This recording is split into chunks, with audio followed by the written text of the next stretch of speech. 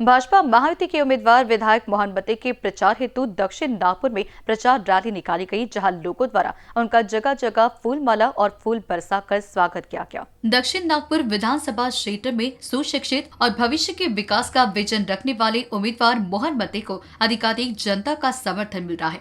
आज मोहन मते की प्रचार रैली दक्षिण नागपुर के शिवनगर में थी, जहां लोगों ने उनका आरती कर फूल बरसाकर स्वागत किया गया। इस समय मोहन मते ने अपनी प्रतिक्रिया साझा की है।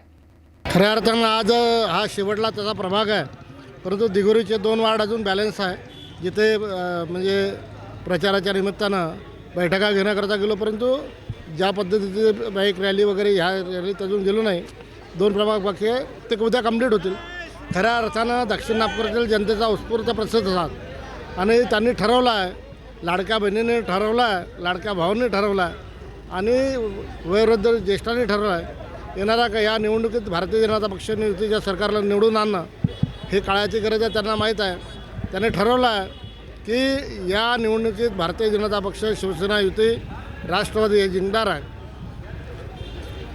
बटेंगे तो कटेंगे सगळ्याला माहीत आहे। त्याच्यामुळं याच्यात मतदारांनी निर्णय केला आहे का आम्हाला यावेळेस भारतीय जनता पक्ष आणि मोहन मतेला जिंकवायचं हे दक्षिण नागपुरात ठरलेलं आहे। विकासाच्या मुद्द्यावर एकदम जबरदस्त प्रतिसाद आहे।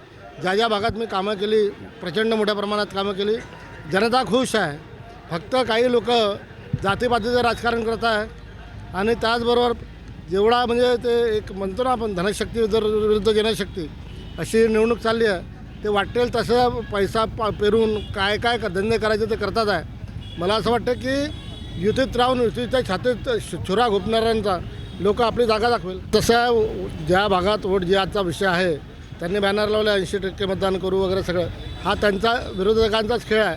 त्याच्यामुळं आमची जनता, आम्ही जातीवादी नाही, आम्ही जो राष्ट्रभक्त आहे त्यांच्यासोबत आहोत आणि त्या राष्ट्रभक्तांनी ठरवलं आहे की यावेळेस मोहन मतेला जिंकवायचं आहे।